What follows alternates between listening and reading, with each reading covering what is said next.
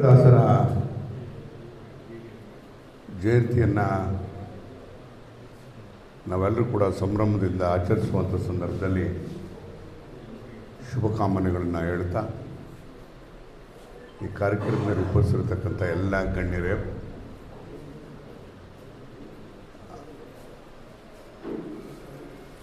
ಮತ್ತು ಇಲ್ಲಿ ಬಂದಿರತಕ್ಕಂಥ ಎಲ್ಲ ಹೊತ್ತು ನನ್ನ ಬಂಧುಗಳೇ, ಭಗಿನಿಯರೇ, ಮಾಧ್ಯಮದ ಸ್ನೇಹಿತರೆ, ಈಗಾಗಲೇ ತುಂಬ ಹೊತ್ತು ಕಾರ್ಯಕ್ರಮ ಪ್ರಾರಂಭ ಆಗಿ ಎಲ್ಲರೂ ಕೂಡ ಮಾತಾಡುವಂಥ ಕೆಲಸವನ್ನು ಮಾಡಿದ್ದಾರೆ. ಈ ಸಂದರ್ಭದಲ್ಲಿ ನಾನು ಹೆಚ್ಚು ಮಾತಾಡೋಕ್ಕೆ ಹೋಗೋದಿಲ್ಲ. ಇವತ್ತು ನಮ್ಮ ದೇಶದಲ್ಲಿರ್ತಕ್ಕಂಥ ಒಂದು ಇತಿಹಾಸವನ್ನು, ಪರಂಪರೆಯನ್ನು ನಾವು ನೆನೆಸೋದಾದರೆ ಬಹುಶಃ ಪ್ರಪಂಚದಲ್ಲಿ ಯಾವ ದೇಶಕ್ಕೂ ಇಲ್ಲದೆ ಇರತಕ್ಕಂಥ ಹಿನ್ನೆಲೆ ಇರತಕ್ಕಂಥದ್ದು, ಒಂದು ಪ್ರಾಚೀನವಾದಂಥ ಸಂಸ್ಕೃತಿ ಇರತಕ್ಕಂಥದ್ದು ಅಂತಂದರೆ ಅದು ಭಾರತ ದೇಶದಲ್ಲಿ ಮಾತ್ರ. ಭಾರತದ ಪ್ರಾಚೀನ ಸಂಸ್ಕೃತಿ ಎಷ್ಟು ಶ್ರೀಮಂತ ಆಗಿದೆ ಅಂತ ಹೇಳಿದ್ರೆ ಯಾರೋ ಒಬ್ಬರಿಂದ ಅಲ್ಲ, ಅನೇಕ ಮಹಾಮಹಿಮರು ಅವರ ಅನುಭವದ ಸಾರವನ್ನು ಕೃತಿಗಳ ಮುಖೇನ ಜನಕ್ಕೆ ತಿಳಿಯೋಣಂಥ ಕೆಲಸವನ್ನು ಮಾಡೋದ್ರ ಜೊತೆಗೆ, ಕೃತಿಗಳನ್ನು ರಚಿಸೋದ್ರ ಜೊತೆಗೆ ಇವತ್ತು ಅದನ್ನು ಶ್ರೀಮಂತಿಕೆಯನ್ನು ನಾವು ನೋಡೋದಕ್ಕೆ ಸಾಧ್ಯ ಆಗ್ತಾಯಿದೆ. ಬಹುಶಃ ನಾವು ಒಂದೇ ಲೆಕ್ಕ ಹಾಕೋಣ. ಕನಕದಾಸರು ಒಬ್ಬರು ಯೋಧರಾಗಿದ್ದರು, ಯುದ್ಧ ಮಾಡ್ತಕ್ಕಂಥವ್ರು. ವೈರಾಗ್ಯ ಬರ್ತದೆ, ಯುದ್ಧದಲ್ಲಿ ಸೋತ ಮೇಲೆ ಈ ವೈರಾಗ್ಯ ಬಂದ ಮೇಲೆ ಅವರು ಎಲ್ಲೋ ಒಂದು ಕಡೆಗೆ ದೈವ ಪ್ರೇರೇಪಿತರಾಗಿ ಎದ್ದೋಗ್ರಿ ಅಂತ ದೈವ ಪ್ರೇರಿತರಾಗಿ ಅವರು ಆದಿಕೇಶವ ಬಾಡ ಗ್ರಾಮದಲ್ಲಿ ಆದಿಕೇಶವನ ಭಕ್ತರಾಗಿ ಕೃತಿಗಳನ್ನು ರಚಿಸ್ತಕ್ಕಂಥದ್ದನ್ನು ನಾವು ನೋಡ್ತೇವೆ.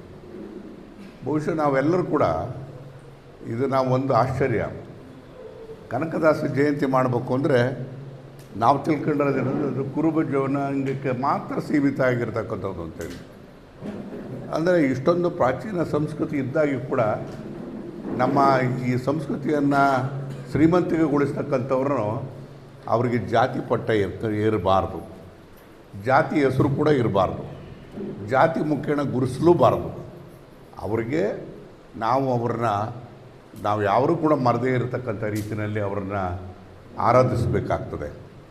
ಬಹುಶಃ ನಾವು ಅವರ ಕೀರ್ತನೆಗಳು ನಾನು ಎಲ್ಲರೂ ಕೂಡ ಪ್ರಸ್ತಾಪ ಮಾಡಿದರು. ಕುಲವೆಂದು ಒಡೆದಾಡದಿರಿ, ಕುಲದ ನೆಲೆಯನ್ನು ಯಾರಾದರೂ ಬಲ್ಲಿರಾ ಅಂತೇಳಿ ನಾವು ಅಷ್ಟೆಲ್ಲ ಅದನ್ನು ಹೇಳ್ತೀವಿ. ಮಾಡಿದ ತಕ್ಷಣ ನಾವು ಕುರುಬ ಸಮಾಜ ಅಂತ ಹೇಳೋದು. ಯಾವತ್ತೂ ಕೂಡ ನಾವು ಕನಕದಾಸರಲ್ಲಿ ಇರ್ತಕ್ಕಂಥ ನಂಬಿಕೆಯನ್ನು ಇಟ್ಟರೆ ನಾವು ಯಾರೂ ಕೂಡ ಜಾತಿ ಹೆಸರುಗಳನ್ನ ಏರಬಾರ್ದು. ಜಾತಿಗೆ ಸೀಮಿತವಾಗಿರ್ತಕ್ಕಂಥವ್ರಲ್ಲ, ಜಾತಿ ಹುಟ್ಟಿನಿಂದ ಬರ್ತಕ್ಕಂಥದ್ದಲ್ಲ, ಕಸುಬರಿಂದ ಬರ್ತಕ್ಕಂಥದ್ದು ಜಾತಿ ಅಂತಕ್ಕಂಥದ್ದು. ಅದ್ರ ಜೊತೆಗೆ ಎಲ್ಲೋ ಒಂದು ಕಡೆಗೆ ನಾನಂತೂ ವೈಯಕ್ತಿಕವಾಗಿ ಅತ್ಯಂತ ಗೌರವವನ್ನು ಕೊಡ್ತಕ್ಕಂಥ, ಪೂಜಿಸ್ತಕ್ಕಂಥ ಒಂದು ವ್ಯಕ್ತಿ ಅಂತ ಹೇಳಿದ್ರೆ ಕನಕದಾಸರಲ್ಲಿಗೆ. ಕಾರಣ ಏನು ಅಂದರೆ, ನೀವು ಉಡುಪಿನಲ್ಲಿ ದೇವರಿದ್ದಾನೋ ಇಲ್ಲೋ ಗೊತ್ತಿಲ್ಲ ನಮಗೆ, ದೇವರಿದ್ದಾನೆ ಅಂತಕ್ಕಂಥದ್ದು ನಂಬಿಕೆ. ಆ ದೇವರು ಯಾವ ರೂಪದಲ್ಲಿ ಇರ್ತಾನೆ, ಹೇಗಿರ್ತಾನೆ ಅಂತಕ್ಕಂಥದ್ದು ಹೇಳೋದಕ್ಕೆ ಸಾಧ್ಯ ಇಲ್ಲ. ಒಬ್ಬೊಬ್ಬರಿಗೆ ಒಂದೊಂದು ರೂಪದಲ್ಲಿ ದೇವರನ್ನು ಕಾಣ್ಬೋದು. ಆದರೆ ಅವತ್ತು ಅವನ ಕೆಳಸ್ತರಕ್ಕೆ ಸೇರಿದ, ಅವನ ಶೂದ್ರ ಸಮಾಜಕ್ಕೆ ಸೇರಿದ ಅನ್ನೋ ಕಾರಣಕ್ಕೋಸ್ಕರ ದೇವಸ್ಥಾನಕ್ಕೆ ಒಳಕ್ಕೆ ಬಿಟ್ಟುಕೊಳ್ಳಲಿಲ್ಲ.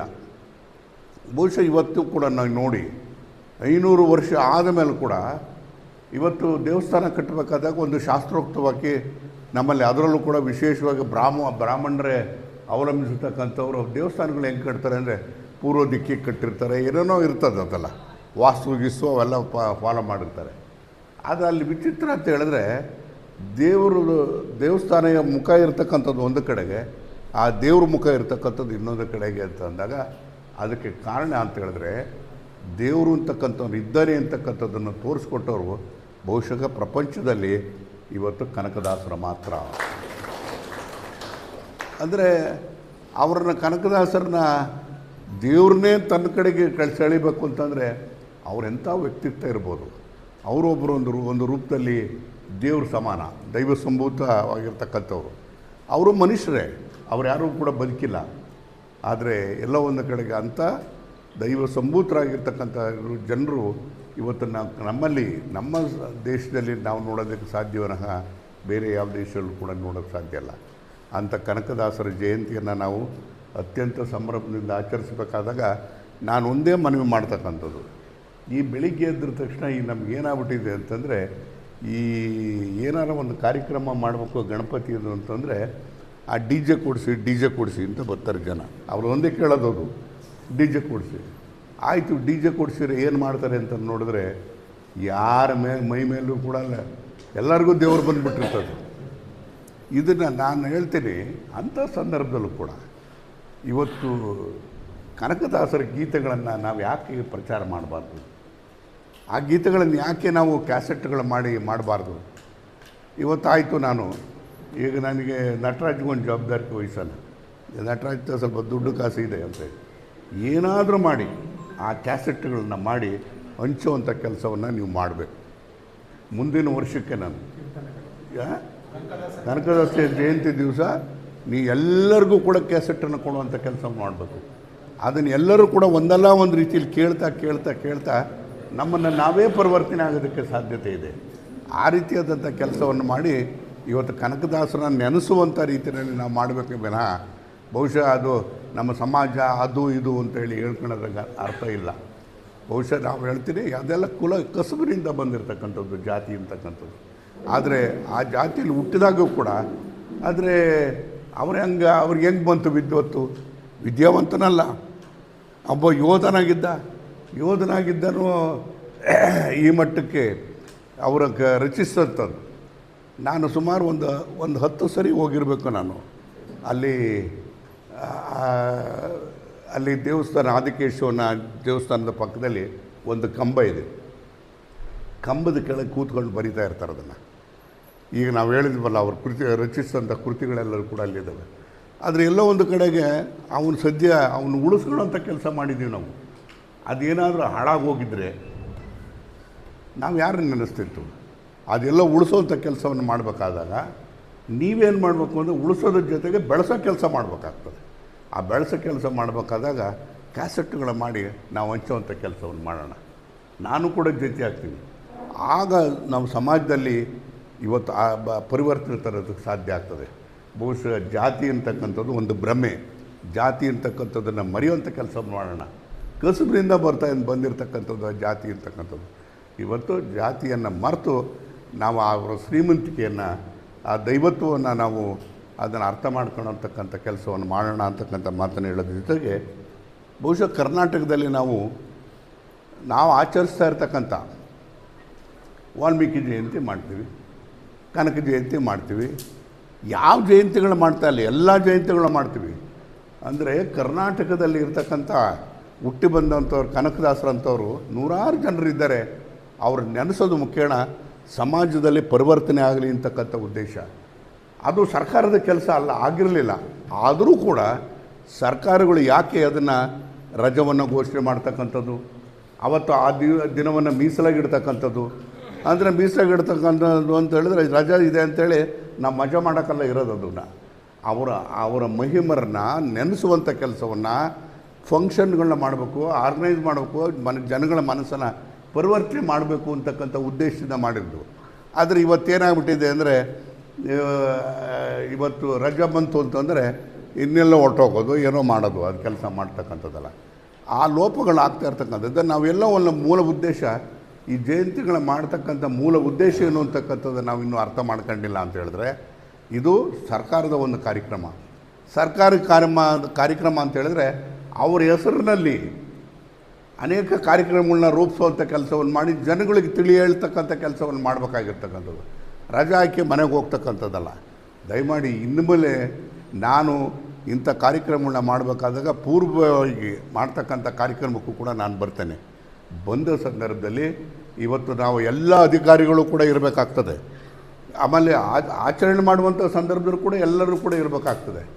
ಇವತ್ತು ಈ ತಹಸೀಲ್ದಾರ್ ಹೊಸದಾಗಿ ಬಂದಿದ್ದಾರೆ, ತಹಸೀಲ್ದಾರ್ ಬಂದ್ದಾರೆ. ಇದಕ್ಕೊಂದು ಇಲಾಖೆ ಇದೆ, ಹಿಂದುಳಿದ ವರ್ಗದ ಇಲಾಖೆ ಅಂತೇಳಿ ಅವ್ರ ಜವಾಬ್ದಾರಿಗೆ ಇರ್ತದೆ. ಆ ಪಾರ್ಟಿಗೆ ಏನೂ ಗೊತ್ತೂ ಇಲ್ಲ ಅವ್ರಿಗೆ. ಅಲ್ಲಿದ್ದವರು ಹೋಗಿದ್ದಾರೆ, ಈಗ ಹೊಸದಾಗಿ ಬಂದವರು ಅವ್ರಿಗೇನು ಗೊತ್ತಿಲ್ಲ. ಇಲ್ಲಿ ನಾನು ರೆವಿನ್ಯೂ ಇನ್ಸ್ಪೆಕ್ಟರ್ ಯಾರೋ ವಿಲೇಜ್ ಅಕೌಂಟೆಂಟ್ ಅವರೆಲ್ಲರೂ ಕೂಡ ಅವ್ರಿಗೆ ಇಲ್ಲಿ ನಿಂತು ಆಧಾರ ಸ್ತಂಭವಾಗಿ ನಿಂತು ತಹಸೀಲ್ದಾರಿಗೆ ಸಲಹೆಯನ್ನು ಕೊಡ್ತಕ್ಕಂಥ ರೀತಿಯಲ್ಲಿ ಕಾರ್ಯಕ್ರಮವನ್ನು ರೂಪಿಸಬೇಕಾಗಿತ್ತು. ಎಲ್ಲರನ್ನೂ ಸಂಘಟಿಸೋಂಥ ಕೆಲಸವನ್ನು ಮಾಡಬೇಕಾಗಿತ್ತು. ಕೇವಲ ಕುರುಬ ಸಮಾಜ ಅಂತಲ್ಲ, ಎಲ್ಲ ಸಮಾಜದವರು ಕೂಡ ಕರೆಯುವಂಥ ಕೆಲಸವನ್ನು ಮಾಡಬೇಕು. ಆದರೆ ಇವತ್ತು ಆಗಿರ್ತಕ್ಕಂಥ ಲೋಪವನ್ನು ನಾವು ನಾನು ಇವತ್ತು ಇದನ್ನು ಸೀರಿಯಸ್ಸಾಗಿ ನಾನು ಒಂದು ಹೇಳ್ತಿದ್ದೀನಿ. ಇನ್ನು ಮೇಲೆ ಅದು ಯಾರೂ ಕೂಡ ಆಬ್ಸೆಂಟ್ ಆಗ್ತಕ್ಕಂಥ ಪ್ರಶ್ನೆ ಇಲ್ಲ, ರಜಾ ಅಂತೇಳಿ ಮನೆಗೆ ಹೋಗ್ತಕ್ಕಂಥ ಪ್ರಶ್ನೆ ಇಲ್ಲ. ಇಂಥ ಕಾರ್ಯಕ್ರಮಗಳನ್ನು ಹೆಚ್ಚು ಮಾಡ್ತಕ್ಕಂಥ ಕೆಲಸವನ್ನು ಮಾಡಬೇಕು ಅಂತಕ್ಕಂಥ ಮಾತನ್ನು ಹೇಳೋದ್ರ ಜೊತೆಗೆ ನಾನು ತಹಸೀಲ್ದಾರ್ಗೆ ನಾನು ಒಂದು ಸೂಚನೆ ಕೊಡ್ತೇನೆ. ತಹಸೀಲ್ದಾರ್ಗೆ ಒಂದು ಸೂಚನೆ ಕೊಡ್ತೇನೆ. ಇವತ್ತು ಕಾರ್ಯಕ್ರಮ ವಿಳಂಬ ಆಗೋದಕ್ಕೆ ಕಾರಣ ಆಗಿರ್ತಕ್ಕಂಥ ರೆವಿನ್ಯೂ ಇನ್ಸ್ಪೆಕ್ಟರ್ ಇರ್ಬೋದು, ವಿಲೇಜ್ ಅಕೌಂಟೆಂಟ್ ಇರ್ಬೋದು, ಅವರೆಲ್ಲರಿಗೂ ಕೂಡ ಶೋಕಾಸ್ ನೋಟಿಸ್ ಕೊಡೋದ್ರ ಜೊತೆಗೆ ಅವ್ರನ್ನ ಅಮಾನತ್ನಲ್ಲಿ ಇಡೋದ್ರಿಂದ ಒಂದು ಸಂದೇಶವನ್ನು ಕೊಡೋದಕ್ಕೆ ಸಾಧ್ಯ ಆಗ್ತದೆ. ಆ ಕೆಲಸವನ್ನು ಮಾಡಬೇಕು ಅಂತಕ್ಕಂಥ ಮಾತನ್ನು ಹೇಳಿ ನಾಳೆನೇ 9ನೇ ತಾರೀಕು ವಿಧಾನಸಭೆಯಲ್ಲಿ ಅವತ್ತು ನಾನು ಕೂಡ ಪ್ರಸ್ತಾಪ ಮಾಡಿ ಇದಕ್ಕೊಂದು ಇತಿಶ್ರೀ ಆಡ್ತಕ್ಕಂಥ ಕೆಲಸವನ್ನು ಮಾಡಬೇಕು. ಇದು ಕೇವಲ ಸಿರಾಕ್ಕೆ ಸೀಮಿತವಾದ್ದಲ್ಲ, ಕರ್ನಾಟಕ ಸೀಮಿತ ಆಗಿರ್ತಕ್ಕಂಥದ್ದು. ನಮ್ಮ ಸಂಸ್ಕೃತಿ, ನಮ್ಮ ಪರಂಪರೆ, ನಮ್ಮ ಹಿರಿಮೆಯನ್ನು ತೋರಿಸ್ಬೇಕಾದಾಗ ಇಂಥ ಮಹಾಮಹಿಮರನ್ನು, ದೈವಾಂಶ ಸಂಭೂತರನ್ನು ಅವರನ್ನು ನೆನೆಸುವಂಥ ಕೆಲಸವನ್ನು ಮಾಡುವಂಥ ಕೆಲಸ ಮಾಡೋಣ ಅಂತಕ್ಕಂಥ ಮಾತನ್ನು ಹೇಳಿ, ಬಹುಶಃ ನೀವು ನೋಡಿ ಆ ದೇವ್ರನ್ನ ಗುಡಿಯಿಂದ ಒಬ್ಬ ಶೂದ್ರ, ಅವ್ನು ಶೂದ್ರ ಅಲ್ಲಿ ಯಾರೋ ಶೂದ್ರ ಅಂದರೆ ಅವನ್ನ ಬಳಕೆ ಬಿಟ್ಕೊಳಲ್ಲ, ಆದರೂ ಕೂಡ ದೇವ್ರನ್ನ ತನ್ನ ಕಡೆಗೆ ತಿರುಗಿಸ್ಕೊಂಡ ಅಂತ ಹೇಳಿದ್ರೆ ಅವು ಎಂಥ ವ್ಯಕ್ತಿತ್ವ ಇರ್ಬೋದು. ಅವ್ರು ಎಂಥ ಕೃಷ್ಣನಿಗೇನೋ ಒಂದು ಮೀರಿದ ಒಂದು ದೊಡ್ಡ ಒಂದು ದೈವತ್ವವನ್ನು ಅವರಲ್ಲಿ ನಾವು ಕಾಣೋದಕ್ಕೆ ಸಾಧ್ಯ ಆಗ್ತದೆ. ಅದೇ ರೀತಿಯಾಗಿ ನೀವು ಯಾರನ್ನೇ ತಗೊಳ್ಳಿ, ಇವತ್ತು ನೀವು ವಾಲ್ಮೀಕಿ ಜಯಂತಿ ತಗೊಳ್ಳಿ. ವಾಲ್ಮೀಕಿ ಜಯಂತಿ ಇವತ್ತು ಸಂದರ್ಭ ಅಲ್ಲ, ಅದು ಮಾತಾಡೋಕ್ಕೆ ಹೋಗೋದಿಲ್ಲ. ಅವ್ರ ರಾಮಾಯಣವನ್ನು ರಚಿಸ್ತಲೇ ಇದ್ದರೆ, ರಾಮಾಯಣವನ್ನು ರಾಮನ ಜೊತೆಯಲ್ಲಿ ಅವರು ಬಾಳ್ವೆ ಮಾಡಿ ಬದುಕಿ ಬಾಳಿ ಲವಾಕುಶರನ್ನು ಸಾಕಿದಂಥವ್ರು. ಈ ರೀತಿಯದ್ದೆಲ್ಲದ ಕಥೆಗಳನ್ನ ನೋಡಿದಾಗ ಬಹುಶಃ ಇದಕ್ಕೆ ನಮಗೆ ಇಂಥ ಸಂಸ್ಕೃತಿಗಳು ನಮಗೆ ಉಳ್ಕೊಂಬಂದಿದ್ದಾವಲ್ಲ, ನಮಗೆ ಅದನ್ನು ನಾವು ಮೆಚ್ಚುವಂಥ ಕೆಲಸವನ್ನು ಮಾಡೋಣ. ದಯಮಾಡಿ ಈ ಜಾತಿಯ ಭ್ರಮೆಯಿಂದ ಹೊರಬಂದು ಇಂಥ ದೈವಾಂತ ಸಂಭೂತರನ್ನು ನೆನೆಸುವಂಥ ಕೆಲಸವನ್ನು ಮಾಡೋಣ. ಸರ್ಕಾರದ ಅಧಿಕೃತ ಕಾರ್ಯಕ್ರಮ ಆಗಿರೋದ್ರಿಂದ ಚಾಚೂ ತಪ್ಪುದಲ್ಲಿದೆ. ಇವತ್ತು ನಾನು ಹೇಳ್ತೇನೆ, ಇವತ್ತಿಂದ ನಾವು ಸಿರಾದಲ್ಲೇ ಪ್ರಾರಂಭ ಆಗಲಿ. ಇವತ್ತು ಯಾರ್ಯಾರು ಅಧಿಕಾರಿಗಳು ಬಂದಿರೋ ಅವರೆಲ್ಲರಿಗೂ ಆಬ್ಸೆಂಟ್ ಮಾರ್ಕ್ ಮಾಡಿ ಇದು ವರ್ಕಿಂಗ್ ಡೇ ಇರ್ತಕ್ಕಂಥ ರೀತಿಯಲ್ಲಿ ನಾವು ತೀರ್ಮಾನ ಮಾಡಬೇಕಾಗ್ತದೆ. ಅದಕ್ಕೆ ಸರ್ಕಾರದಿಂದ ಸುತ್ತೋಲೆಯನ್ನು ಹೊಡೆಸೋದಕ್ಕೆ ನಾನು ವಿಧಾನಸಭೆಯಲ್ಲೂ ಕೂಡ ಪ್ರಸ್ತಾಪ ಮಾಡಿ, ಮುಖ್ಯಮಂತ್ರಿಗಳಲ್ಲೂ ಪ್ರಸ್ತಾಪ ಮಾಡಿ ಆ ಕಾರ್ಯಕ್ರಮವನ್ನು ಮಾಡ್ತೀನಿ ಅಂತಕ್ಕಂಥದ್ದನ್ನು ಮಾತನ್ನು ಹೇಳ್ತಾ, ಆ ಶಿಸ್ತನ್ನು ತರ್ತಕ್ಕಂಥ ರೀತಿಯಲ್ಲಿ ಆಗಬೇಕು. ಇದು ಇವತ್ತು ಸರ್ಕಾರದ ಕಾರ್ಯಕ್ರಮ ಆಗಿ ಈ ರೀತಿಯ ಕೆಲಸ ಮಾಡ್ರಪ್ಪ ಅಂತಂದರೆ ಅವರೆಲ್ಲ ಬಿಟ್ಟು ಎಲ್ಲ ಹೋಗಿ ಮಜಾ ಮಾಡ್ಕೊಂಡು ಕೂತವ್ರೆ ಅಂತ ಹೇಳಿದ್ರೆ ಅದನ್ನು ಸಹಿಸೋದಕ್ಕೆ ಸಾಧ್ಯ ಇಲ್ಲ ಅಂತಕ್ಕಂಥ ಮಾತನ್ನು ಈ ಸಂದರ್ಭದಲ್ಲಿ ಹೇಳಿ, ಕನಕ ಜಯಂತಿಯನ್ನು ನಾವು ಇವತ್ತು ಸಂತೋಷದ ಲೋಪದೋಷಗಳು ಏನೇ ಇರಲಿ ಅದು ತಿದ್ದುಕೊಳ್ತಕ್ಕಂಥದ್ದು ನಮ್ಮ ಕೆಲಸ. ತಿದ್ದುವಂಥ ಕೆಲಸವನ್ನು ಮಾಡೋಣ ಮತ್ತು ಯಾವತ್ತೂ ಕೂಡ ಅವರನ್ನು ನೆನೆಸುವಂಥ ಕೆಲಸವನ್ನು ಮಾಡೋಣ ಅಂತಕ್ಕಂಥದ್ದು. ನಾನು ಈ ಕನಕ ಜಯಂತಿ ಮಾಡುವಂಥ ಸಂದರ್ಭದಲ್ಲಿ ಒಂದು ಸಾರಿ ಹೇಳಿದ್ದೆ, ಅವರಿಗೆ ಭೂಮಿಯನ್ನು ಕೊಟ್ಟು ಒಂದು ಕನಕಭವನವನ್ನು ಕಟ್ಟಬೇಕು ಅಂತಕ್ಕಂಥ ಮಾತು ಹೇಳಿದೆ. ಈಗಾಗಲೇ 2 ಎಕರೆ ಜಮೀನನ್ನು ಕೂಡ ಮಂಜೂರಾತಿ ಮಾಡಿ, ನಾನು ಹಿಂದೆ ಮಂತ್ರಿಯಾಗಿದ್ದಂಥ ಸಂದರ್ಭದಲ್ಲಿ ಬೂನಹಳ್ಳಿನಲ್ಲಿ 2 ಎಕರೆ ಜಾಗವನ್ನು ಕೂಡ ಕೊಟ್ಟಿದ್ದೇವೆ. ಹಸ್ತಾಂತರ ಪಡೆದವರ ಸಹಿ ಅಂತಂದರೆ ಅಧ್ಯಕ್ಷರು ಕುರುಬರ ಸಂಘ ಅಂತಲೇ ಹೇಳ್ತೀವಿ. ಕನಕದಾಸರನ್ನೇ ಮರ್ತು ಬಿಡ್ತಿರ್ತೀವಿ. ಅದೇ ನಾವು ಇನ್ನು ಅದು ಅಲ್ಲ, ಮೊನ್ನೆ ಮುಖ್ಯಮಂತ್ರಿಗಳ ಹತ್ರ ನಾವು ಮಾತಾಡುವಂಥ ಸಂದರ್ಭದಲ್ಲಿ ಕನಕಭವನ ಕಟ್ಟಬೇಕು, ಸುಮಾರು 2 ಕೋಟಿ ರೂಪಾಯಿ ಕೊಡಬೇಕು ಅಂತಕ್ಕಂಥ ಮನವಿಯನ್ನು ಕೂಡ ನಾನು ಮಾಡಿದ್ದೇನೆ. ಕಾರಣ ಏನು ಅಂತ ಹೇಳಿದ್ರೆ, ಅಂಥವ್ರ ಹೆಸರಿದ್ದರೆ, ಈಗ ಅಲ್ಲಿ ಬಾಬು ಜಗಜೀವನ್ ರಾಮ್ ಅವ್ರ ಹೆಸರಿನಲ್ಲಿ ಒಂದು ಭವನ ಕಟ್ಟಿದ್ದೇವೆ, ವಾಲ್ಮೀಕಿಯವರ ಹೆಸರಿನಲ್ಲಿ ಒಂದು ಭವನ ಕಟ್ಟಿದ್ದೀವಿ. ಅದರ ಪಕ್ಕದಲ್ಲೇ ಬರ್ತಕ್ಕಂಥದ್ದು ಇವತ್ತು ಈ ಜಾಗ, ಇದು ಕನಕ ಭವನ ಕೂಡ ಬರ್ತಾಯಿದೆ. ನನಗೆ ಒಂದು ಯಾಕೆ ಅಂದರೆ ಎಲ್ಲದನ್ನು ಕೂಡ ತಗೊಂಡೋಗಿ ಅಲ್ಲೆಲ್ಲೋ ದೂರ ಹಾಕ್ಬಿಡ್ತಾರೆ ಅಂತಕ್ಕಂಥ ಭಾವನೆ ಬೇಡ. ನಾವು ಅದೇ ರಾಷ್ಟ್ರೀಯ ಹೆದ್ದಾರಿಯಿಂದ ಅಲ್ಲಿ ಅದು ಏನು ನಮ್ಮ ಮೊರಾರ್ಜಿ ಶಾಲೆಗಳು ಬರ್ತದೆ ಆ ಮಧ್ಯದಲ್ಲಿ 100 ಫೀಟ್ ರೋಡು, 100 ಫೀಟನ್ನ ಅಡಿಯನ್ನು ಅಂದರೆ 100 ಅಡಿ ಅಗಲದಲ್ಲಿ ರಸ್ತೆಯನ್ನು ಮಾಡಬೇಕು ಅಂತೇಳಿ ಅದು ಸರ್ಕಾರ ಇತ್ತೀಚೆಗೆ ಕೇವಲ ಒಂದು ವಾರದಿಂದ ಮುಂಜೂರಾತಿಯನ್ನು ಕೂಡ ಕೊಟ್ಟಿದೆ. ಅದನ್ನು ಒಳ್ಳೆಯ ರಸ್ತೆಯನ್ನಾಗಿ ಮಾಡೋಣ, ಒಳ್ಳೆಯ ರಸ್ತೆಯನ್ನಾಗಿ ಮಾಡಿ ಅದೇ ಒಂದು ರೀತಿಯಾದಂಥ ಸರ್ಕಾರಕ್ಕೆ ಇದು ಅಂದರೆ ಸಿರಾಕ್ಕೆ ಒಂದು ಹೆಬ್ಬಾಗಿಲಾಗಿ ಆಗಿರ್ತಕ್ಕಂಥ ರೀತಿಯಲ್ಲಿ ಆಗಬೇಕಾಗ್ತದೆ. ಅಲ್ಲಿ ಮೊರಾರ್ಜಿ ಶಾಲೆಗಳು ಸಾಕಷ್ಟು ಬಂದಿದ್ದಾವೆ, ಯೂನಿವರ್ಸಿಟಿ ಕೂಡ ಸಂಸ್ಥೆಗಳು ಕೂಡ ಬಂದಿದ್ದಾವೆ, ಮತ್ತು ಇದೇ ರೀತಿ ಭವನಗಳು ಕೂಡ ಬಂದರೆ ಅದೊಂದು ಮುಖ್ಯವಾದಂಥ ಸ್ಥಳವಾಗಿ ಪರಿವರ್ತನೆ ಆಗ್ತದೆ ಅಂತಕ್ಕಂಥ ಮಾತನ್ನು ಹೇಳಿ ನಾನು ನೆನ್ನೆ ಇನ್ನೊಂದು ದೆಹಲಿಯಿಂದ ಬಂದೆ. ನಾನು ಕಾರ್ಯಕ್ರಮಕ್ಕೆ ಏನಕ್ಕೆ ಹೋಗಿದ್ದೆ ಅಂತ ದೆಹಲಿಗೆ ಅಂತೇಳಿದ್ರೆ, ಅಲ್ಲಿ ಪ್ರಗತಿ ಮೈದಾನ ಅಂತೇಳಿ ಒಂದು ದೊಡ್ಡ ಇಡೀ ಪ್ರಪಂಚದಲ್ಲಿ ಅಂದರೆ ಇಡೀ ಪ್ರಪಂಚದಲ್ಲೂ ಕೂಡ ಆ ರೀತಿಯಾಗಿ ಶೋ ನಡೆಯೋದಿಲ್ಲ. ನಾವು ಒಂದೊಂದು ಪೆವಿಲಿಯನ್ ಮಾಡಿರ್ತಾರೆ, ಒಂದೊಂದು ಪ್ರಾರಂಗಣ ಮಾಡಿರ್ತಾರೆ ಎಲ್ಲ ರಾಜ್ಯಕ್ಕೂ ಕೂಡ. ಆ ರಾಜ್ಯದಲ್ಲಿ ಯಾರ್ಯಾರು ಏನೇನು ತಯಾರು ಮಾಡ್ತಾರೆ, ಕುಶಲಕರ್ಮಿಗಳು ಏನಿರ್ತಾರೆ ಅವರಿಗೆ ಎಕ್ಸಿಬಿಷನ್ ಅವ್ರಿಗೆ ತೋರಿಸ್ತಕ್ಕಂಥದ್ದಕ್ಕೆ ಒಂದು ಅವಕಾಶ.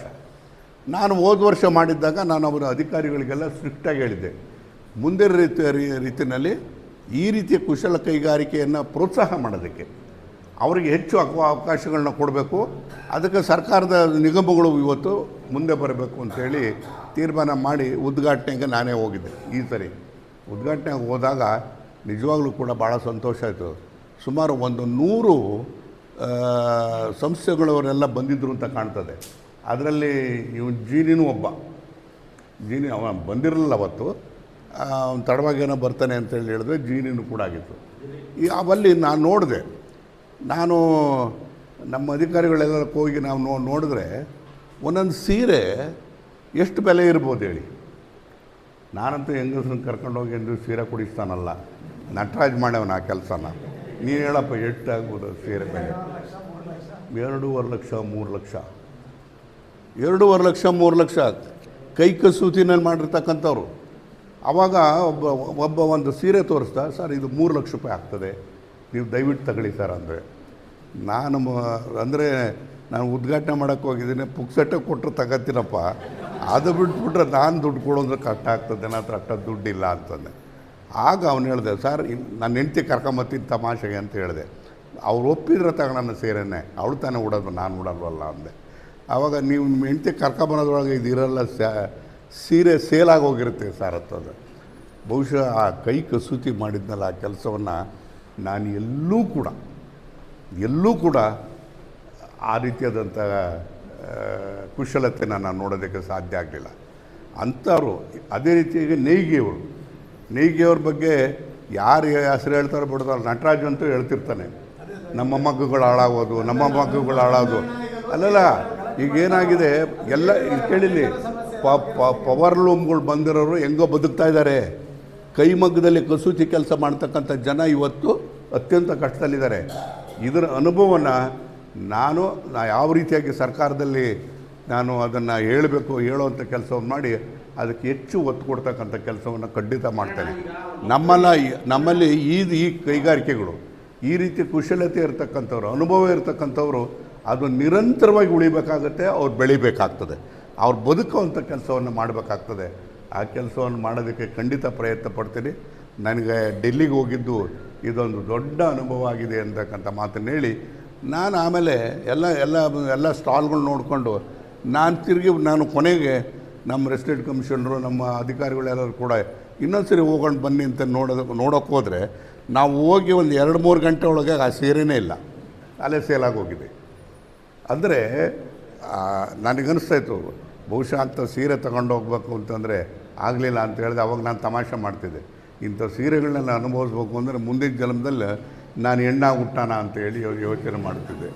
ಸೊ ಆ ಮಾತು ನಾನು ಹೇಳ್ತಾ, ಇವತ್ತು ನಮ್ಮ ದೇಶದ ಪರಂಪರೆ, ನಮ್ಮ ಕಸೂತಿ, ಆ ಕೆಲಸ, ಇದು ನಮ್ಮ ಜನಗಳಲ್ಲಿರ್ತಕ್ಕಂಥದ್ದನ್ನು ಅದು ಉಳಿಸುವಂಥ ಕೆಲಸವನ್ನು, ಬೆಳೆಸುವಂಥ ಕೆಲಸವನ್ನು ಮಾಡೋಣ ಅಂತಕ್ಕಂಥ ಮಾತನ್ನು ಹೇಳ್ತಾ, ಮುಂದಿನ ವರ್ಷ ಇನ್ನೇನು ಅನ್ನೋದು ಬಂದ್ಬಿಡುತ್ತೆ. ಅದೆಷ್ಟು ಕ್ಯಾಸೆಟ್ ನಟರಾಜ್ ಮಾಡ್ತಾನೆ ಗೊತ್ತಿಲ್ಲ, ನೋಡೋಣ.